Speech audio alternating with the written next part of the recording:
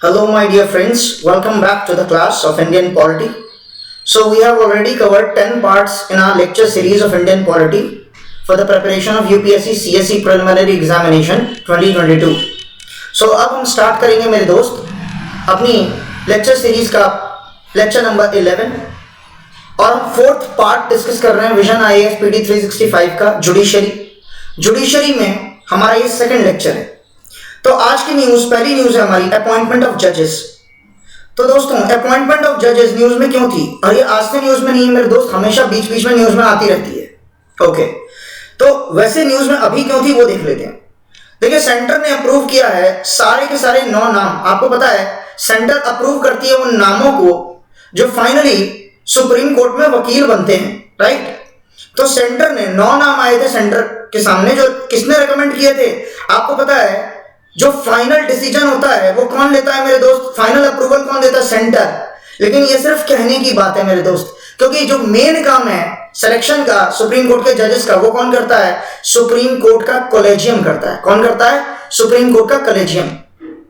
इसका मतलब ये हुआ कि कॉलेजियम क्या है, कॉलेजियम एक पर्टिकुलर ग्रुप है किसका, कुछ बहुत ही बड़े वकीलों का, और ये डिसाइड करेंगे कि किसको हमें जज के तौर पे अपॉइंट करना है। इसका मतलब मेरे दोस्त बहुत बड़ी पावर होल्ड करता है कौन, सुप्रीम कोर्ट का collegium. Collegium is nothing but a group of some powerful जजेस। कौन होते हैं पावरफुल जजेस, हम बताएंगे आपको, आपने पढ़ा भी होगा। और इन्होंने कितने नाम रेकमेंड किए थे मेरे दोस्त, 9 नेम्स रेकमेंड किए थे। किसके लिए, सुप्रीम कोर्ट में जज बनने के लिए।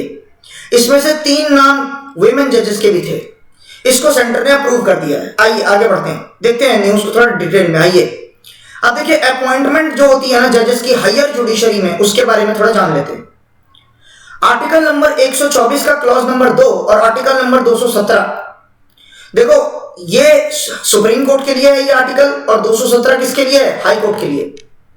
तो ये क्या बोलता है, अपॉइंटमेंट ऑफ जजेस की बात करता है, ठीक है। याद रखना है, बहुत इंपॉर्टेंट आर्टिकल है, किसी भी एग्जाम में आता ही है, किसी भी एग्जाम में, चाहे पीसीएस हो, चाहे एसएससी हो, चाहे रेलवे हो, ठीक है, किसी भी एग्जाम में, चाहे आईएससी क्यों ना हो। नेक्स्ट, दोनों के अंदर क्या कहा गया है, ध्यान से सुनिए कि प्रेसिडेंट के पास पावर है अपॉइंटमेंट करने की, लेकिन मैंने दोस्तों क्या बताया, ये खोखली पावर है।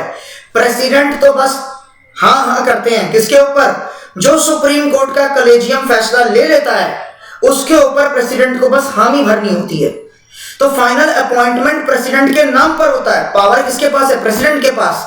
लेकिन वो ये तभी कर पाएंगे जब कंसल्ट करें किसके साथ, सुप्रीम कोर्ट के जजेस के साथ और हाई कोर्ट के जजेस के साथ। लेकिन याद रहे, ये कंसल्टेशन के साथ भी वो कर सकते हैं और वो बिना कंसल्टेशन के भी कर सकते हैं। मतलब ये प्रेसिडेंट के ऊपर डिपेंड करता है कि यदि वो जरूरी समझें, बात समझना, यदि उनको लगता है कि वो कोई अपनी राय देने से पहले, अप्रूवल देने से पहले उनको कंसल्ट करना चाहिए सुप्रीम कोर्ट के जजेस और हाई कोर्ट के जजेस जो कॉलेजियम में मेंबर हैं, जो कॉलेजियम में मौजूद है, उन जजेस के साथ कंसल्ट करें नए अपॉइंटमेंट के लिए, तो वो उनकी मर्जी पर डिपेंड करता है, ठीक है। तो उनको यदि जरूरत लगती है कि उनको जजेस के बारे में ज्यादा कुछ आइडिया नहीं है, तो उनको अप्रूव करना चाहिए या नहीं उन नामों को, तो वो कंसल्ट कर लें। तो वो लोग जजेस जो हैं वो बताएंगे कि हाँ सर ये जज का रिकॉर्ड ऐसा है, इस जज का रिकॉर्ड ऐसा है, इसको होना चाहिए हायर जुडिशरी में, सर ये सीनियरिटी के बिहाफ पर हम कर रहे हैं। तो वो अपनी राय देंगे, कौन, सुप्रीम कोर्ट के जजेस जो कॉलेजियम के मेंबर हैं और हाई कोर्ट के जजेस जो कॉलेजियम के मेंबर हैं। किसको राय देंगे, अपनी राय प्रेसिडेंट के साथ शेयर करेंगे और प्रेसिडेंट उस राय को देखते हुए अंतिम अप्रूवल देंगे। नेक्स्ट देखो, 3 जजेस का केस बहुत ही फेमस केस है, क्योंकि आप सोच रहे होगे ना कि सर सुप्रीम कोर्ट के पास इतनी पावर कैसे कि वो एक ग्रुप बनाते हैं जिसका नाम है कॉलेजियम, और कॉलेजियम ही मेन सिलेक्शन करता है कि किसको जज होना चाहिए, किसमें, सुप्रीम कोर्ट में, किसको जज होना चाहिए, किसमें, हाई कोर्ट में।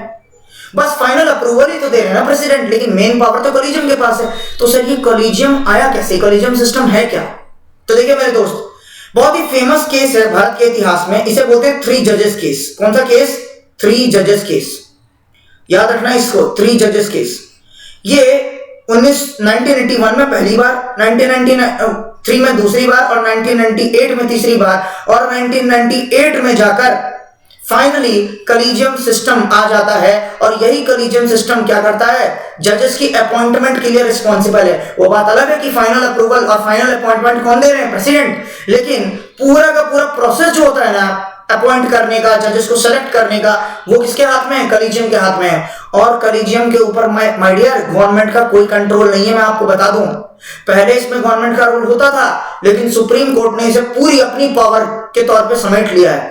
अब गवर्नमेंट चाह के भी इसमें कुछ नहीं कर पाती और ये कुछ हद तक डेंजरस है हमारी डेमोक्रेसी के लिए, क्योंकि इसमें अपने मन चाहे वकीलों को भी चाहे तो कलीजियम नियुक्त कर सकता है आपसी सहमति से। समझे मेरे दोस्त? तो 3 जजेस केस 1981 में पहला, 1993 में, 1998 में। नेक्स्ट, कलीजियम सिस्टम इस तरीके से डेवलप हुआ इन 3 केसों से। नेक्स्ट, कलीजियम सिस्टम क्या है? एक सिस्टम है जिसमें कमेटी होती है, किसकी? सीजेआई मतलब चीफ जस्टिस ऑफ इंडिया और सुप्रीम कोर्ट के 4 सीनियर जजेस। मतलब एक कमेटी है जिसमें कितने मेंबर्स हैं? 5 मेंबर्स हैं, ठीक है। एक है सीजीआई और 4 सीनियर जजेस है सुप्रीम कोर्ट के और 3 मेंबर हैं किसके? हाई कोर्ट के। लेकिन याद रहे, मेंबर सुप्रीम कोर्ट के केस में 5 हैं टोटल और हाई कोर्ट के केस में टोटल मेंबर कितने हैं मेरे दोस्त? 4 हैं। कितने हैं? 4 हैं। तो देखो, सीजेआई और 3 मेंबर होंगे किसके? हाई कोर्ट के। 3 जजेस होंगे हाई कोर्ट के। हाई कोर्ट के जब अपॉइंटमेंट की बात आएगी, और जो सुप्रीम कोर्ट का कलीजियम है उसमें मतलब जब सुप्रीम कोर्ट के जजेस को अपॉइंट करने की बात आएगी तो सीजेआई और 4 सीनियर जजेस किसके? सुप्रीम कोर्ट के। ये सब मिलके डिसीजन लेते हैं कि किसको अपॉइंट करना है, किस जज को ट्रांसफर करना है सुप्रीम कोर्ट और हाई कोर्ट में, ठीक है। नेक्स्ट, एक बार सुप्रीम कोर्ट का कलीजियम रिकमेंडेशन दे दे, ध्यान से सुनना, इसीलिए मैं आपको बोल रहा हूं, आपको पावर पता चलेगी सुप्रीम कोर्ट के कलीजियम की, है ना, कॉलेजियम की।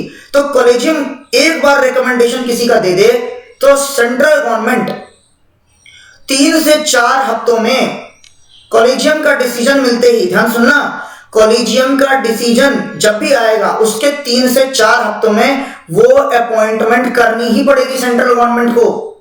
सेंट्रल गवर्नमेंट यहां अपनी मर्जी नहीं चला सकती। सेंट्रल गवर्नमेंट राय जरूर दे सकती है सुप्रीम कोर्ट की कॉलेजियम को कि ये जज हमारे हिसाब से ठीक नहीं है, राय दे सकती है सिर्फ, लेकिन ये सुप्रीम कोर्ट के ऊपर दबाव नहीं बन सकता। मतलब सुप्रीम कोर्ट को ये नहीं कर सकते इस जज को हटाइए, गवर्नमेंट के पास इतनी ताकत नहीं है।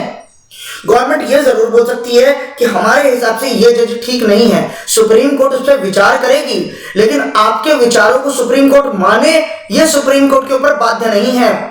आप सुप्रीम कोर्ट के ऊपर दबाव नहीं डाल सकते। सुप्रीम कोर्ट के पास अपनी पावर है कि वो आपके राय को माने या ना माने। फाइनल रिकमेंडेशन किसका होगा? सुप्रीम कोर्ट का। एक बार और, यदि सुप्रीम कोर्ट ने दोबारा से रिकमेंडेशन सेंड किया, समझे, गवर्नमेंट को कि अब जो हम जज भेज रहे हैं ये फाइनल है, ध्यान सुनना, सुप्रीम कोर्ट ने भेजा किसके पास? गवर्नमेंट के पास। गवर्नमेंट ने बोला कि देखिए ये जज हैं जो हमें ठीक नहीं लग रहे, तो आप प्लीज इस पे विचार करें। सुप्रीम कोर्ट ने विचार करने के बाद मान लो फिर से अपना फैसला दे दिया। अब फाइनली गवर्नमेंट को पसंद आए या ना आए, गवर्नमेंट को यहां पर गवर्नमेंट मजबूर है कि वो सुप्रीम कोर्ट के कॉलेजियम के रिकमेंडेशन को रिटर्न नहीं कर सकती, उसमें कोई बदलाव नहीं कर सकती, गवर्नमेंट को मानना ही पड़ेगा। समझे भाई? सुप्रीम कोर्ट के कॉलेजियम की पावर देख रहे हैं, फाइनल डिसीजन उन्हीं का है। नेक्स्ट न्यूज, मतलब इसी के अंदर एक सब न्यूज है, विमेन इन जुडिशरी। क्या स्थिति है भारत में विमेन की जुडिशरी में? तो पिछले 71 साल में, in the last 71 years, supreme court में सिर्फ 8 महिला जजेस ही रही हैं। और सबसे पहली महिला जज कौन थी? एम फातिमा बीवी। ये बहुत सारे एग्जाम्स में, छोटे एग्जाम्स में पूछा जा चुका है। 1989 में पहली बार कोई महिला जज जो बनी थी सुप्रीम कोर्ट की वो है एम फातिमा बीवी। और अभी तक मेरे दोस्त 8 ही विमेन जजेस रही हैं। और जहां तक बात है चीफ जस्टिस ऑफ इंडिया की, एक भी women chief justice of India Bharat के पास आज तक नहीं आई। प्रेसिडेंट भारत के पास फिर भी रही हैं women, Pratibha Devi Singh Patil ji, Shrimati Pratibha Devi Singh Patil. Prime minister के तौर पे देखा जाए तो श्रीमती इंदिरा गांधी भी रही हैं। लेकिन चीफ जस्टिस ऑफ इंडिया की जहां तक बात है मेरे दोस्त, तो कोई भी विमेन अभी तक चीफ जस्टिस ऑफ इंडिया नहीं बनी। हालांकि 8 जज जरूर बनी है सुप्रीम कोर्ट में, जिसमें से पहली थी हम फातिमा बीवी। नेक्स्ट, जस्टिस इंदिरा बनर्जी इस समय एकमात्र विमेन जज हैं टॉप कोर्ट में हमारे। कब से कर रहे थे वो? 7 अगस्त। ये काम क्या नहीं है? आइए अब जरा नजर डालें कुछ आंकड़ों पर, कुछ डेटा पे नजर डालते हैं। एवरेज सेक्स रेशियो ऑफ जजेस in lower judiciary, higher judiciary का तो देख लिया, लोअर जुडिशरी की बात करते हैं। तो दोस्तों ये आपकी मेंस आंसर राइटिंग में भी हेल्प कर सकता है, प्री मेंस स्टेटमेंट तो बन ही सकता है। मेल, यदि आप लोअर जुडिशरी की बात करते हैं तो मेल की जनसंख्या अभी भी क्या है, ऑलमोस्ट 3/4 है, और फीमेल ऑलमोस्ट 1/4 है। मतलब यहां पर भी आपको आबादी के हिसाब से ज्यादा रिप्रेजेंटेशन नहीं मिलेगा, लेकिन हाँ हायर जुडिशरी के मुकाबले अभी भी यहां रिप्रेजेंटेशन अच्छा खासा है। Next, average sex ratio of जजेस in higher judiciary, higher judiciary में सेक्स रेशियो एवरेज, हायर मतलब सुप्रीम कोर्ट और हाई कोर्ट की बात है, तो देखो फीमेल यहां पर और कम हो जाती हैं। तो मेरे दोस्त जैसे जैसे लोअर कोर्ट से हायर कोर्ट की तरफ आप जाते हो, फीमेल का प्रमोशन कम होता रहता है, फीमेल को मौके कम मिल रहे हैं। देखो यदि लोअर कोर्ट में 28% है तो यार अपर जब अपलिफ्टमेंट होगी तो दोनों की साथ में होनी चाहिए ना, तो परसेंटेज दोनों का सेम रहना चाहिए था हायर कोर्ट में भी, लेकिन हायर कोर्ट में इनका रिप्रेजेंटेशन अभी भी क्या है, कम है। नेक्स्ट, रिलेटेड न्यूज की बात करते हैं। रिसेंटली मद्रास हाई कोर्ट के जो चीफ जस्टिस हैं उनको ट्रांसफर कर दिया गया है, कहां, मेघालय हाई कोर्ट। दोस्तों ट्रांसफर चलता रहता है, और ये ट्रांसफर कौन करता है, अभी हमने क्या बताया, कॉलेजियम करता है। कौन करता है मेरे दोस्त, कॉलेजियम करता है। आर्टिकल 222 जो है वो ये बोलता है कि जजेस का ट्रांसफर इंक्लूडिंग चीफ जस्टिस एक हाई कोर्ट से दूसरे हाई कोर्ट में हो सकता है। तो दोस्तों आपके एग्जाम में यदि स्टेटमेंट आ जाए कि जजेस के ट्रांसफर की बात कौन से आर्टिकल से रिलेटेड है, तो आर्टिकल 222 से रिलेटेड है। किससे, 222 से। Next, initiation of the proposal for the transfer of जज, मतलब जज का, किसी भी जज का या जो ट्रांसफर करना है उसकी शुरुआत कौन करेगा, इस प्रपोजल की कि भाई ट्रांसफर होना है जज का। भाई ये जो प्रपोजल है ना, इसकी शुरुआत करते हैं चीफ जस्टिस ऑफ इंडिया। मैंने क्या बताया, हाई कोर्ट के कॉलेजियम में कितने मेंबर, 4 मेंबर, सीजेआई और 3 सीनियर मोस्ट जजेस उस हाई कोर्ट के। और सुप्रीम कोर्ट की कॉलेजियम में कितने मेंबर, 5 मेंबर, सीजेआई और सुप्रीम कोर्ट के 4 सीनियर मोस्ट जजेस। तो भैया किसी भी हाई कोर्ट में ट्रांसफर की बात यदि होगी तो जो प्रपोजल है ट्रांसफर का, किसी जज के ट्रांसफर का, वो कौन शुरू करेगा उस प्रपोजल को, CJI, chief justice of India करेंगे। ठीक है, और उनका जो ओपिनियन होगा ना ट्रांसफर को लेकर वो डिटरमिनेटिव होगा। इसका मतलब वही तय करेगा कि जज का ट्रांसफर होगा या नहीं, डिटरमाइन वही करेगा। ठीक है। नेक्स्ट, कॉन्सेंट ऑफ अ जज फॉर हिज फर्स्ट और subsequent transfer would not be required. इसका मतलब जिस जज को ट्रांसफर किया जा रहा है उसकी सहमति जरूरी नहीं है। समझे मेरे दोस्त, ये इंपॉर्टेंट पॉइंट है, याद रखना, उसकी सहमति जरूरी नहीं है। बस चीफ जस्टिस ऑफ इंडिया ने यदि हामी भर दी ना मेरे दोस्त, तो फिर उसका ट्रांसफर होकर रहेगा। Clear. Next, constitution does not mention the grounds और the procedure by which such power. यही तो मैं दोस्तों बात बोल रहा था कि हमारी लोकतंत्र के लिए ये खतरे का सबब भी है कि सारी की सारी पावर जजेस की अपॉइंटमेंट की, जजेस के ट्रांसफर की किसके पास चली गई है, कॉलेजियम के पास। कब गई ये फाइनल पावर, 1998 में, जब 3 जजेस केस का तीसरा केस चल रहा था। उसके बाद से सारी मेन पावर सुप्रीम कोर्ट ने अपने हाथ में ले ली, और सुप्रीम कोर्ट ने यह तक कह दिया कि जुडिशरी की इंडिपेंडेंस क्या है मेरे दोस्त, basic structure of the constitution है। इसमें पार्लियामेंट चाहकर भी कोई ऐसा कानून नहीं बना सकता जो उसके साथ छेड़खानी करे। और कॉलेजियम जो है ना, कॉलेजियम सुप्रीम कोर्ट का जो कॉलेजियम है वो भी उन्होंने बेसिक स्ट्रक्चर में डाल दिया मेरे दोस्त। जुडिशियल रिव्यू को भी बेसिक स्ट्रक्चर में डाल रखा है। सुप्रीम कोर्ट के पास असीम पावर है, और पार्लियामेंट चाहकर भी कुछ नहीं बिगाड़ सकता सुप्रीम कोर्ट की इन पावर्स का, क्योंकि वो बेसिक स्ट्रक्चर में आ चुकी है मेरे दोस्त। आगे बढ़ते हैं। तो याद रहे कि कोई भी ऐसा कानून नहीं है, कोई भी ऐसा ग्राउंड नहीं है जिसके बिहाफ पर सुप्रीम कोर्ट को कोई ये बोल दे कि आप किस बिहाफ पर अपनी इस पावर का एक्सरसाइज कर रहे हो। वो जवाबदेही नहीं है आपको, वो आपको जवाब नहीं देगी कि इस जज का ट्रांसफर हमने क्यों किया है। यदि आप पूछोगे तब भी जरूरी नहीं है वो बताए, और आप उससे सवाल कर भी नहीं सकते। समझे भाई, क्योंकि वो कॉलेजियम के अंदर की बात होती है। देखो कॉलेजियम में अंदर बैठ के क्या डिस्कशन चल रहा है जजेस के बीच, किसको ट्रांसफर करना है, किसको अपॉइंट करना है, किसी को नहीं पता, बाहर नहीं आती ये बात है, और आप सवाल भी नहीं कर सकते। जरूरी नहीं है वो जरूरी नहीं है आपका जवाब दे या ना दे, उनकी अपनी मर्जी है। तो power to select, power to appoint, power to transfer, वो कहां से आता है, सुप्रीम कोर्ट की वर्डिक्ट जो उन्होंने 3 जजेस केस में दी थी। उन्होंने बोला था सारी पावर ये किसकी है, कोर्ट की, और इसमें इंटरफेयर नहीं कर सकती सरकार या पार्लियामेंट। मतलब लेजिस्लेटिव और एक्सिक्यूटिव को इस बात से मतलब नहीं होना चाहिए कि किसको सिलेक्शन कर रहे हैं, वो सुप्रीम कोर्ट की कॉलेजियम डिसाइड करेगी। तो सुप्रीम कोर्ट की जो जजमेंट आई है ना जजेस ट्रांसफर को लेकर, उससे फॉलोइंग पॉइंट सामने आए। पहला कि जजेस का जो ट्रांसफर है ना वो can not be a punitive measure, मतलब जजेस का जो ट्रांसफर है उस पर आप ये नहीं कह सकते कि जज का ट्रांसफर क्यों किया, इस पर कोई सजा होगी, नहीं। तो प्यूनिटिव मेजर आप नहीं ले सकते। किसी जज को मान लो ट्रांसफर किया, किसी भी तरीके से किया हो, चाहे वो तरीका सही हो चाहे वो गलत हो, तो आप ये नहीं कह सकते कि ये गलत तरीके से किया गया, सजा दो। कॉलेजियम को सजा मिलनी चाहिए कि इस जज का ट्रांसफर क्यों कर दिया आपने यहाँ, नहीं। प्यूनिटिव मेजर आप नहीं ले सकते कॉलेजियम के खिलाफ। Next, transfer can be ordered only on the public interest for the better administration of justice. जो ट्रांसफर की मांग है ना वो पब्लिक इंटरेस्ट में आनी चाहिए, ताकि जस्टिस को, मान लो मेघालय के चीफ जस्टिस है और वहां के लोग उन चीफ जस्टिस की जो न्याय है उससे खुश नहीं है, तो वो अपना जो पब्लिक इंटरेस्ट है उसको देखते हुए ट्रांसफर किया जा सकता है, ठीक है। Next, transfer can be ordered by president only on the basis of concurrence of CJI.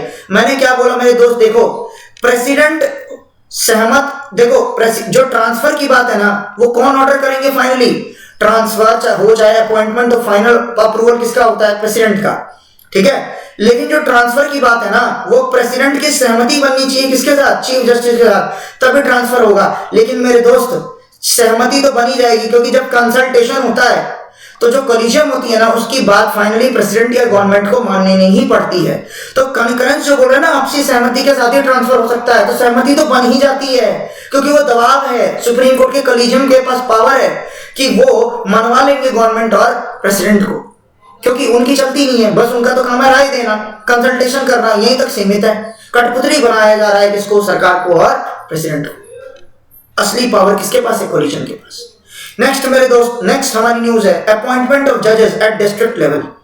District level पर जजेस की अपॉइंटमेंट, तो मेरे दोस्त ऑल इंडिया जुडिशियल सर्विस से रिलेटेड न्यूज है। न्यूज में क्यों है, रिसेंटली क्या हुआ था कि सेंट्रल गवर्नमेंट जो है उन्होंने ये बोला कि ऑल इंडिया जुडिशियल सर्विस जो है वो इसी तर्ज पे बनाई जानी चाहिए। किस तर्ज पर, सेंट्रल सिविल सर्विसेज, जैसा आपका सिविल सर्विसेज का एग्जाम होता है ना, तो जैसे सिविल सर्विसेज होता है, इंजीनियरिंग सर्विसेज एग्जामिनेशन होता है ना, उसके बाद आपका इंडियन इकोनॉमिक सर्विसेज होता है, इसी तरीके से मेरे दोस्त ऑल इंडिया जुडिशियल सर्विसेज की बात चल रही है। मतलब आपको पता है 3 ऑल इंडिया सर्विस अभी तक हमारे पास हैं, कौन कौन से, Indian administrative service, Indian police service और इंडियन फॉरेस्ट सर्विसेज।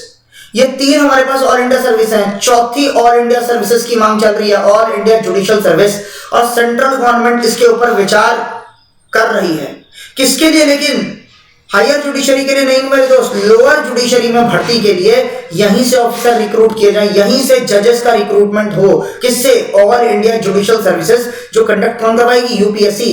तो लोअर जुडिशरी में जजेस की भर्ती के लिए इस एग्जाम के थ्रू भर्ती हो, जैसे यूपीएससी में आईएएस ऑफिसर की भर्ती होती है, आईपीएस की होती है, वैसे इसके पीछे सेंट्रल गवर्नमेंट थोड़ा धक्का मार रहेगी, हाँ इसको हम लेकर आएंगे जल्दी। तो आइए जरा कुछ डिस्कस कर लेते हैं कि ऑल इंडिया जुडिशियल सर्विस है क्या चीज। देखिए ये एक इनिशिएटिव है जो न्याय, जो आप हमारी जुडिशरी है हमारे देश की, जो हमारे देश की न्यायपालिका है, उसमें एक बदलाव लाने की कोशिश करेगी, रिफॉर्म। क्योंकि अभी तक क्या हो रहा है कि लोअर कोर्ट में भी रिकमेंडेशन से जजेस बनते हैं, जबकि अब हम चाहते हैं कि यूपीएससी जैसा संस्थान जो निष्पक्ष रूप से अभी तक अलग अलग एग्जाम्स को कंडक्ट कराता आ रहा है, वो एक और ऐसा एग्जाम कंडक्ट करवाए जहां से डायरेक्ट रिक्रूटमेंट हो किसकी, जजेस की, लोअर जुडिशरी लेवल पे, ठीक है। तो सेंट्रलाइज करने की कोशिश कर रही है सेंट्रल गवर्नमेंट, ताकि डिस्ट्रिक्ट जजेस, जो एडिशनल डिस्ट्रिक्ट जजेस हैं और डिस्ट्रिक्ट जजेस हैं सारे स्टेट्स का, अलग अलग इस छोटे लेवल पे, लोअर कैटेगरी लेवल पे, जैसे जुडिशियल मजिस्ट्रेट आईएएस अफसर बनते हैं ना, जुडिशियल कलेक्टर बनते हैं, वैसे डिस्ट्रिक्ट जजेस भी कहां से आए, यूपीएससी के थ्रू सिलेक्ट हो। ठीक है भाई, चलिए आगे बढ़ते हैं। नेक्स्ट, तो वेरियस हाई कोर्ट्स और स्टेट सर्विस कमीशन ये एग्जाम लेते हैं जुडिशियल ऑफिसर्स के लिए, लेकिन अब बात सेंट्रल लेवल पे हो रही है। तो अभी तक हाई कोर्ट के लिए स्टेट सर्विस कमीशन से आपने सुना होगा बीपीएससी का कोई एग्जाम होता है, किसके लिए, जुडिशरी के लिए, यूपीपीएससी का एग्जाम होता है जुडिशरी के लिए, लेकिन आपने अभी तक सेंट्रल गवर्नमेंट का कोई एग्जाम नहीं सुना होगा जुडिशरी के लिए, माय डियर। उसी पर विचार चल रहा है, तो विचार विमर्श हो रहा है सेंट्रल गवर्नमेंट में, केंद्र सरकार में, देखते हैं आगे क्या होता है। नेक्स्ट, बैकग्राउंड क्या है इसके पीछे, ऑल इंडिया जुडिशियल सर्विसेज। तो देखिए ये जो आइडिया है ना सेंट्रलाइज जुडिशियल सर्विस का, मतलब केंद्र के अंदर जुडिशियल सर्विसेज का एग्जाम, यह आइडिया पहली बार 14वें लॉ कमीशन के 1958 की रिपोर्ट में आया था, जिसमें रिपोर्ट का नाम क्या था, report on reforms on judicial administration. Judicial administration में रिफॉर्म्स के लिए एक रिपोर्ट प्रस्तुत की गई थी 14वें लॉ कमीशन की 1998 में। उसके बाद क्या हुआ, जो 42nd कॉन्स्टिट्यूशनल अमेंडमेंट एक्ट है जो इंदिरा गांधी के समय लाया गया था इमरजेंसी के टाइम में 1976 में, उसमें अमेंडमेंट किया गया आर्टिकल नंबर 312 में। आर्टिकल 312 दोस्तों क्या बोलती है, यह आर्टिकल 312 ऑल इंडिया सर्विसेज की बात करती है। इसमें पार्लियामेंट को यह अधिकार दिया गया कि आप कानून बना सकते हैं एक या उससे ज्यादा ऑल इंडिया सर्विसेज के लिए। मतलब यहां पर पार्लियामेंट को ये पावर दी गई कि आप कानून बना सकते हैं एक या उससे ज्यादा ऑल इंडिया सर्विस क्रिएट करने के लिए, जिसमें ऑल इंडिया जुडिशियल सर्विसेज भी शामिल है, जिसमें यूनियन और स्टेट्स के लिए क्या होगा, सेम रहेगा। मतलब स्टेट्स में भी भर्ती होगी, यूनियन टेरिटरी में भी भर्ती होगी उससे। नेक्स्ट, इस कॉन्स्टिट्यूशनल अमेंडमेंट को करने के पीछे मेन पर्पस क्या था कि यूनिफॉर्मिटी बने रहे, स्टैंडर्ड ऑफ सिलेक्शन, मतलब पूरे इंडिया में जो जजेस का सिलेक्शन प्रोसेस है ना वो यूनिफॉर्म हो। ऐसा नहीं हो कि कहीं से जज को अपनी मर्जी से कोई नियुक्त कर रहा है, कहीं कोई सिलेक्शन प्रोसेस से हो रहा है, तो अलग अलग सिलेक्शन प्रोसेस नहीं, एक कॉमन यूनिफॉर्म एग्जाम होना चाहिए जिसको क्रैक करके ये जुडिशियल सर्विसेज एग्जाम से क्या बने, डिस्ट्रिक्ट जजेस बने। ठीक है, और ताकि इससे क्या होगा, जो मेरिट पे सेलेक्ट होंगे यूपीएससी के एग्जाम से, वहां पर जो जजेस पहुंचेंगे वो फेयर ट्रायल और स्पीडी जस्टिस करने में हमारे समाज के हर तबके के, हर वर्ग के व्यक्ति को, हमारे हर नागरिक को स्पीडी जस्टिस मिलेगा और तर्कसंगत न्याय होगा उसके साथ। इस लिहाज से ऑल इंडिया जुडिशियल सर्विसेज की मांग उठी 2006 में। देखो इसका बैकग्राउंड जानना इसलिए जरूरी है क्योंकि कभी ना कभी कोई स्टेटमेंट आ सकता है।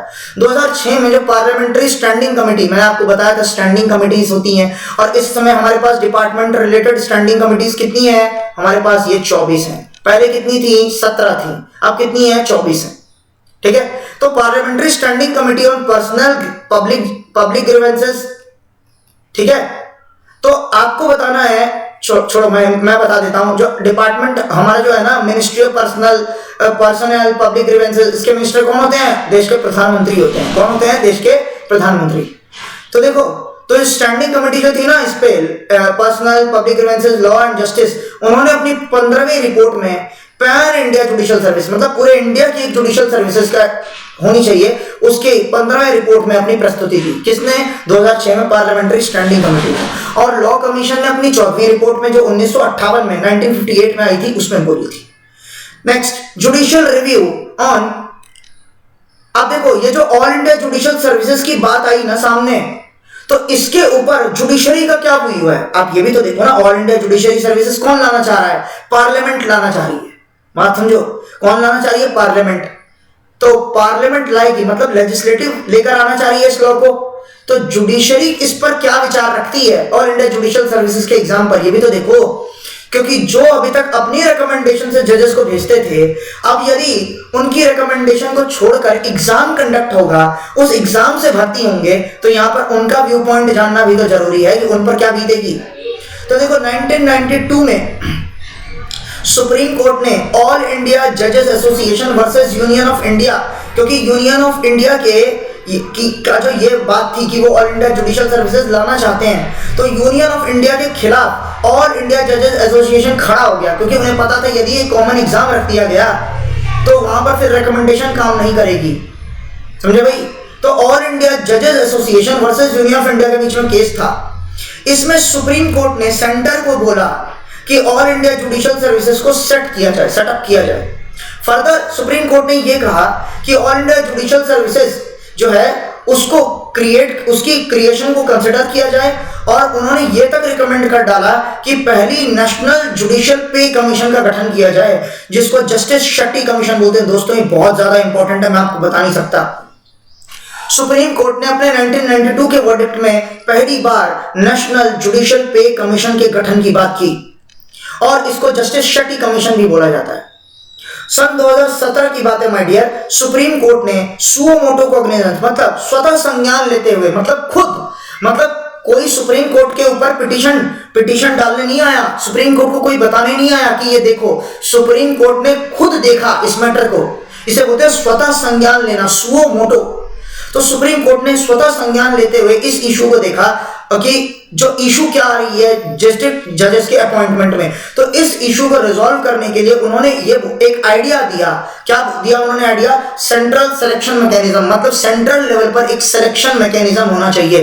दोस्तों ये इशारा वही था जो 1992 में सुप्रीम कोर्ट दे चुकी थी कि सेंटर को ऑल इंडिया जुडिशियल सर्विसेज जैसा एक एग्जाम करवाना चाहिए और नेशनल जुडिशियल पे कमीशन बनाना चाहिए। जैसे सेंट्रल पे कमीशन होता है ना, 7th पे कमीशन, 6th पे कमीशन, है ना, जिसमें समय समय पर कुछ सालों की प्रक्रिया के बाद क्या किया जाता है? रिवाइज किया जाता है सेंट्रल गवर्नमेंट में काम करने वाले गवर्नमेंट ऑफिशियल्स की पेमेंट को।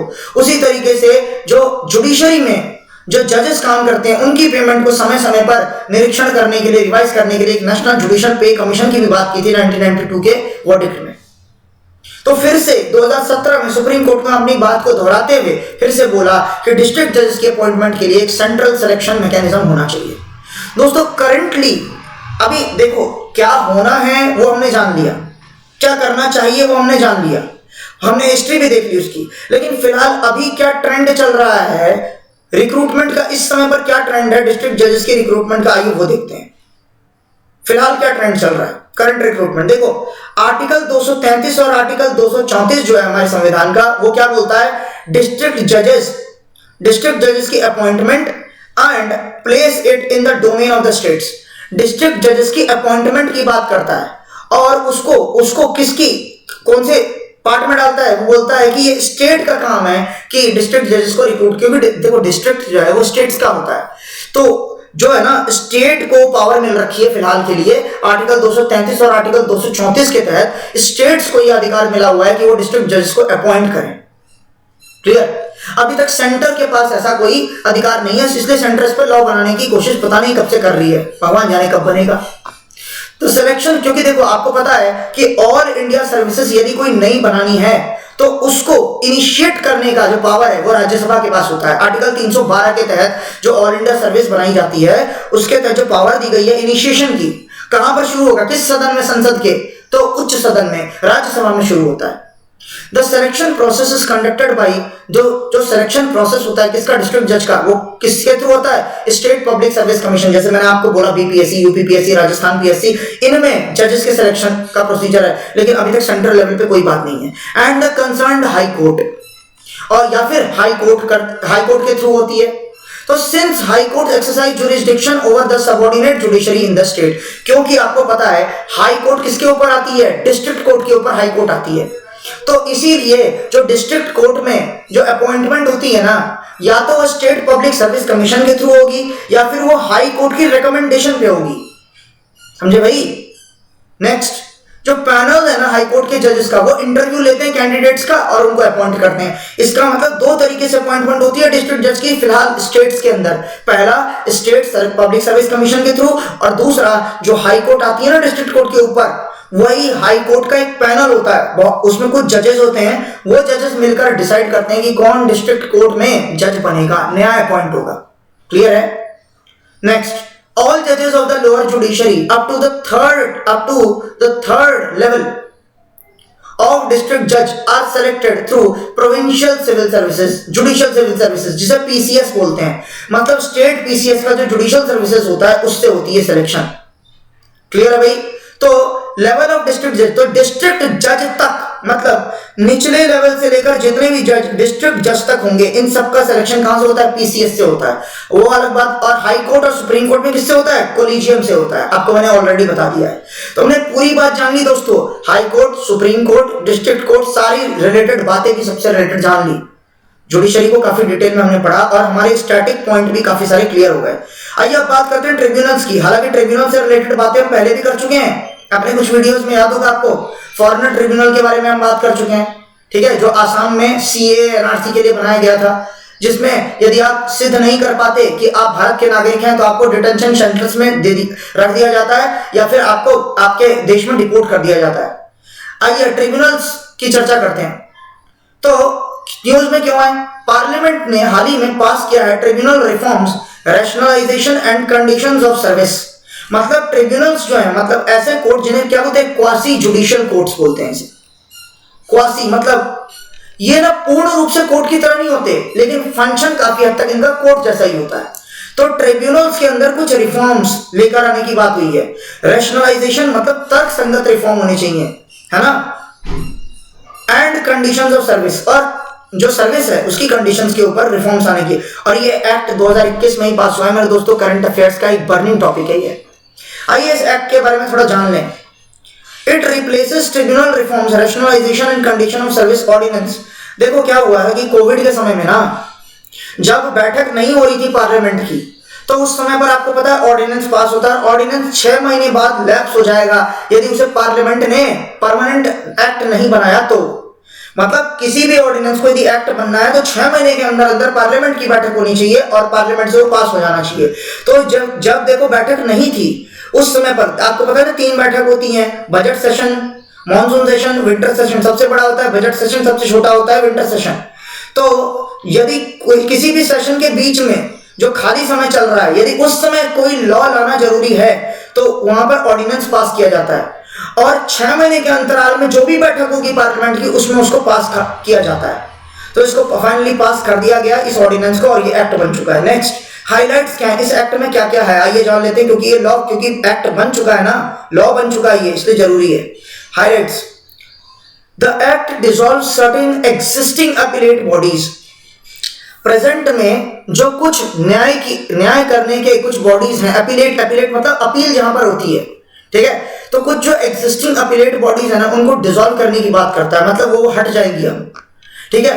तो अलग अलग एक्ट्स के थ्रू जो अपीलेट बॉडीज का निर्माण किया गया था उन सभी को हटा दिया जाएगा, और उन सबके फंक्शंस को कहां ट्रांसफर कर दिया जाएगा, जो एग्जिस्टिंग जुडिशियल बॉडीज हैं, मतलब अपीलेट बॉडीज को हटा दिया जाएगा और इनके फंक्शंस को कहां ट्रांसफर कर दिया जाएगा, एग्जिस्टिंग जुडिशियल बॉडी। इसके पीछे सबसे बड़ा तर्क दिया गया था कि अपीलेट बॉडीज में बहुत ज्यादा गवर्नमेंट का पैसे का नुकसान हो रहा है, तो इन अपीलेट बॉडीज को बंद किया जाए और इनके फंक्शंस को जो प्रेजेंट में जुडिशियल बॉडीज चल रही हैं, जो फुल फ्लेज जुडिशियल बॉडीज हैं, उनमें ट्रांसफर कर दिया जाए।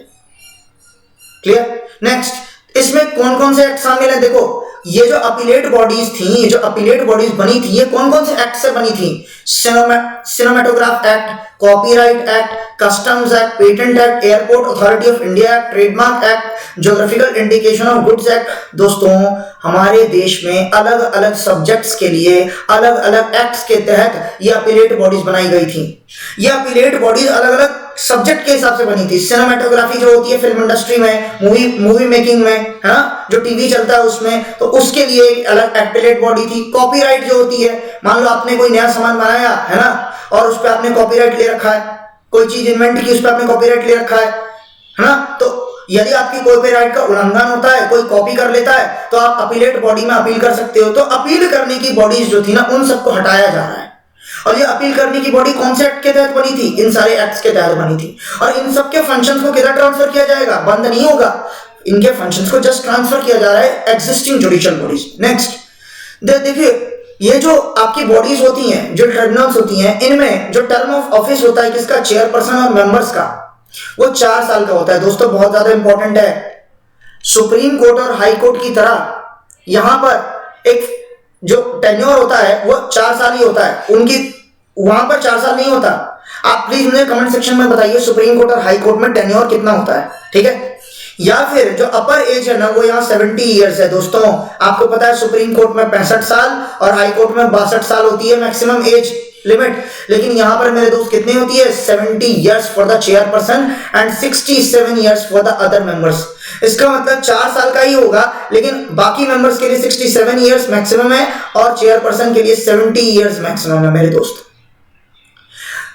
इससे पहले क्या हुआ था कि सुप्रीम कोर्ट ने सेक्शन नंबर 184 जो था फाइनेंस एक्ट ऑफ 2017, उसको स्ट्रक डाउन कर दिया था। उसमें किसकी बात की गई थी? उसमें बोला गया था 4 इयर्स फॉर मेंबर्स, ठीक है, 4 years for members, as it was contrary to the principle of separation of powers, independence of judiciary and article 14 of constitution of India। देखो जुडिशरी ने क्या बोला कि आपका जो फाइनेंस एक्ट है ना 2017 का, उसका जो सेक्शन 184 है वो बोलता है कि मेंबर्स की मेंबर जो हैं उनका टर्म ऑफ ऑफिस कितना होना चाहिए, 4 साल। लेकिन सुप्रीम कोर्ट ने यह बोला कि फाइनेंस एक्ट कौन होता है ये डिसाइड करने वाला कि टर्म ऑफ जो टेन्योर है वो कितना होगा, ये डिसाइड करेगा कौन डिसाइड करेगा, ये जुडिशरी डिसाइड करेगा कि भैया जो ट्राइब्यूनल्स है ना उनके मेंबर का टेन्योर कितना होगा। ये इंडिपेंडेंस ऑफ जुडिशरी के खिलाफ है ये एक्ट का ये सेक्शन नंबर 184, क्योंकि जुडिशरी अपने डिसीजंस को लेने के लिए खुद सक्षम है। लेजिस्लेटिव को जुडिशरी के कार्यभार में इंटरफियर नहीं करना चाहिए। और ये आर्टिकल 14 के खिलाफ भी है जो कि इक्वालिटी देता है। इसका मतलब जुडिशरी अपने से रिलेटेड डिसीजंस करने के लिए जुडिशरी खुद ताकत रखता है। एक्सिक्यूटिव को और लेजिस्लेटिव को उसके कार्य क्षेत्र में इन्वॉल्व नहीं होना चाहिए। ठीक है, नेक्स्ट, ये जो एक्ट है दोस्तों ये भी स्पेसिफाई करता है कि a person should be at least 50 years of age to be eligible, मतलब कम से कम 50 साल का व्यक्ति होना चाहिए। मतलब 50 साल से कम का व्यक्ति चेयरपर्सन या मेंबर नहीं बन सकता। और ज्यादा से ज्यादा चेयरपर्सन की एज कितनी हो सकती है, 70, मतलब ज्यादा से ज्यादा इस समय तक ही वो चेयरपर्सन रह सकते हैं। और मेंबर की मैक्सिमम एज कितनी है रहने के लिए यहाँ पर, 67। ठीक है, चलिए आगे बढ़ते हैं। ट्राइब्यूनल्स जो है मेरे दोस्त, जो इंडिया में ट्राइब्यूनल्स का कॉन्सेप्ट है वो कहां से आया, वो आया मेरे दोस्त जो 42nd, आपको पता होना चाहिए ये जो कमीशन थी सरदार स्वर्ण सिंह कमेटी, आपने इसके बारे में दोस्तों सुना होगा। यही वो कमेटी थी जिसके तहत हमारे संविधान में किसका जन्म हुआ, फंडामेंटल ड्यूटीज का। किसका मेरे दोस्त, फंडामेंटल ड्यूटीज का। तो हमारे संविधान में जो फंडामेंटल ड्यूटी का कॉन्सेप्ट आया वो सरदार स्वर्ण सिंह कमेटी की रिकमेंडेशन पे आया। तो फिर 42nd कॉन्स्टिट्यूशनल अमेंडमेंट एक्ट था, इससे हमारे संविधान में फंडामेंटल ड्यूटीज आए। कितने फंडामेंटल ड्यूटीज आए थे मेरे दोस्त, स्टार्टिंग में 10। उसके बाद जो 86th कॉन्स्टिट्यूशनल अमेंडमेंट एक्ट था 2002 का, इसके तहत 11th फंडामेंटल ड्यूटी भी आ गया जिसमें राइट टू एजुकेशन की बात की गई है मेरे दोस्त। इसका मतलब दोस्त मेरे, जो सरदार स्वर्ण सिंह कमेटी की रिकमेंडेशन थी जिस पर हमने फंडामेंटल ड्यूटी बनाए 10, है ना, उन्होंने ये रिकमेंड किया था ट्रिब्यूनल्स का निर्माण होना चाहिए इंडिया में। तो आइए इसके बारे में देखते हैं। हमने ऑलरेडी देख चुके हैं कि क्वाजी जुडिशियल बॉडी है, मतलब पूर्ण रूप से high court, district court, supreme court की तरह पूर्ण रूप से जुडिशियल बॉडी नहीं है। मतलब ना तो ये कोर्ट है और ना ही ये एक्सिक्यूटिव बॉडी है कोई, ये मिक्स है। इसमें एक्सिक्यूटिव का भी काम होता है और कोर्ट का भी होता है, क्वाजी जुडिशियल बॉडी है। नेक्स्ट फीचर्स क्या है इसके, यहां पर प्रिंसिपल ऑफ नेचुरल जस्टिस चलता है। मतलब नेचुरल जस्टिस का प्रिंसिपल मेरे दोस्त क्या बोलता है कि आप जो न्याय करेंगे ना, तो जैसे आप मान लो कि कोई बंदा न्याय, कोई जो वकील है वो कोई केस में फैसला सुना रहे हैं, तो फैसला सुनाते वक्त ये ध्यान रहे कि वो जो वकील है ना उसका कोई रिश्तेदार या फिर वो वकील खुद उस केस में इन्वॉल्व नहीं होना चाहिए। यदि मान लो कि मेरे से रिलेटेड, मेरे रिश्तेदार या फिर मुझसे खुद से रिलेटेड कोई केस हो रहा है और उसमें फैसला सुनाने वाला भी मैं ही हूं, तो आपको लगता है मेरे दोस्त क्या मैं सही फैसला कर पाऊंगा? लोगों की निगाह मुझ पर है, न्यायपालिका जो है वो प्रसिद्ध है सच का साथ देने के लिए, तो लोग क्या मुझे उस नजर से देख पाएंगे कि मैं जो फैसला कर रहा हूं वो निष्पक्ष है? इसलिए मैं उस केस में जज नहीं हो सकता जिस केस में जो क्रिमिनल है या जिस केस में जो कोर्ट फैसला सुना रही है, जिस केस में जिसके ऊपर फैसला सुनाना है उसमें मेरी डायरेक्ट या फिर इनडायरेक्ट इन्वॉल्वमेंट हो। क्लियर है दोस्तों, इसी को बोलते हैं principle of natural justice. Next, power of civil court. Criminal court की तरह काम नहीं करता tribunal, very very important statement. Criminal crime के केस में ये कोर्ट फैसला नहीं ले सकता। Next, constitutional basis. तो कॉन्स्टिट्यूशनल बेसिस का कहां से आया, तो मैंने आपको पहले ही बताया तो मेरे दोस्त, 42nd कॉन्स्टिट्यूशनल अमेंडमेंट एक्ट जो 1976 का था, उसने इंट्रोड्यूस किया एक नया article, article 323 clause number A, जिसमें एडमिनिस्ट्रेटिव ट्रिब्यूनल की बात की गई, और क्लॉज नंबर बी जिसमें अदर मैटर से रिलेटेड ट्रिब्यूनल्स। तो एडमिनिस्ट्रेशन से रिलेटेड ट्रिब्यूनल 323 ए में, और बाकी किसी मैटर से रिलेटेड ट्रिब्यूनल बनाना है तो 323 बी के तहत उस ट्रिब्यूनल का निर्माण किया जाएगा। क्लियर। और जो 42वां कॉन्स्टिट्यूशनल अमेंडमेंट एक्ट था, इसी के तहत सरदार स्वर्ण सिंह कमेटी ने क्या दिया था, फंडामेंटल ड्यूटीज का कॉन्सेप्ट दिया था मेरे दोस्त। ठीक है, अब नेक्स्ट हमारे पास जो न्यूज है, चलिए कंटिन्यू करेंगे इसे हम नेक्स्ट क्लास में। ठीक है, till then take care, good bye. And यदि आपको लेक्चर्स अच्छे लगे तो प्लीज उसे लाइक कीजिए, शेयर कीजिए और चैनल को सब्सक्राइब करना मत भूलिए। ठीक है, चलिए मिलते हैं अपने नेक्स्ट पार्ट में, पार्ट नंबर 11 में, पार्ट नंबर 12 में अपने नेक्स्ट न्यूज से जो है mediation bill. Till then take care.